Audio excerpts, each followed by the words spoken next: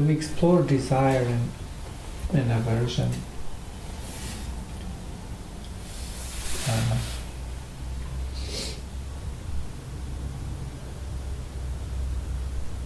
Buddha noticed that long time ago that life is suffering because there is desire. It's very important to explore into that mechanism of desire. There's a huge teaching there. There's a huge wisdom there, actually.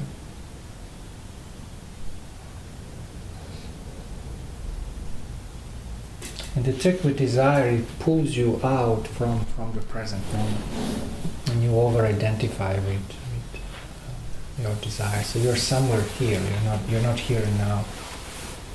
That's the whole trick. So you live this projection. It can be very inspiring, it can be very enthusiastic. There is a tremendous amount of energy there. There's no question about it when you desire something. On a certain level we are trained to desire, and I'll talk about it. We are in the culture where desire is actually enforced. And I thought that was a huge insight by Buddha to notice desire, because it says something about this dimension. This dimension you can project a lot. So when we identify with separate self, we can go into the future, we can go into the past, and we can overlook here and now. We can overlook the present. And desire is this huge projection, either towards future or towards the other. But it's this movement, and it's a very, very passionate and enthusiastic movement towards something else or somebody else, or towards the goal. And it's very powerful. And on a certain level, it does give life meaning. Somebody asks you, what are you, who are you, what are you doing? Well, I'm this movement, and when I'm there, I'm going to be fulfilled. But now, with desire, there's the whole, are you really fulfilled, or what's going on there, or whatever. There are two outcomes with desire. Desire is it's either met or it's not met. Well, when it's met, we feel satisfaction for a while, and then we know that from experience.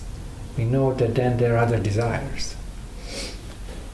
And if we are 30, 40 or 50, we know that those desires never stop.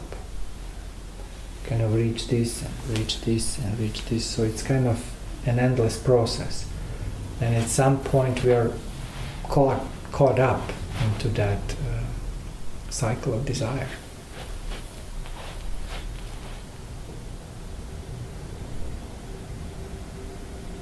And the vast majority of people are unconsciously caught up into that endless cycle of desire.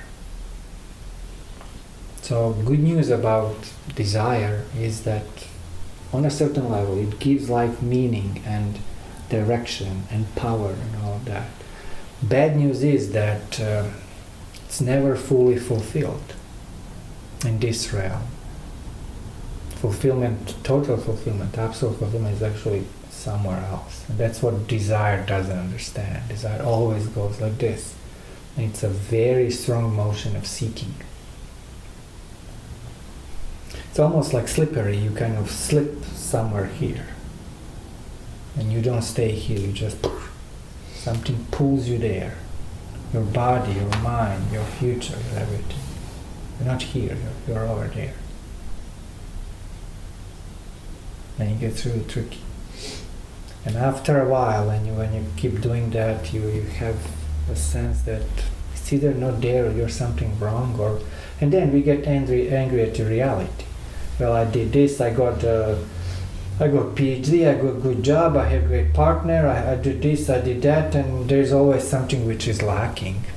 And then there is anger and disappointment or whatever. So that's the cycle of desire. If desire is not fulfilled, that's even worse scenario. There is something you desire for a very, very long period of time.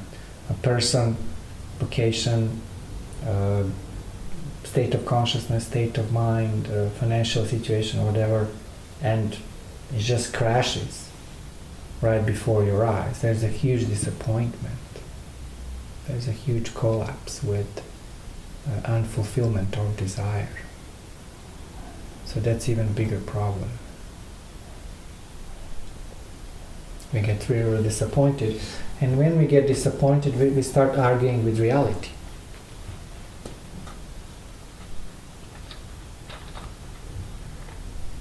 Start arguing with reality.